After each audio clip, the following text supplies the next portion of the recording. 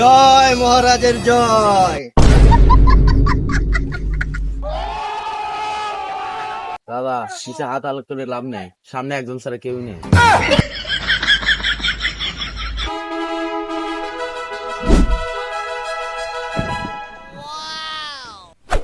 সেনাপতি, আদেশ করুন মহাবাল। কি করেছ রাজ্যের হাল?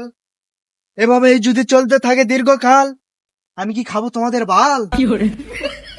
হ্যাঁ,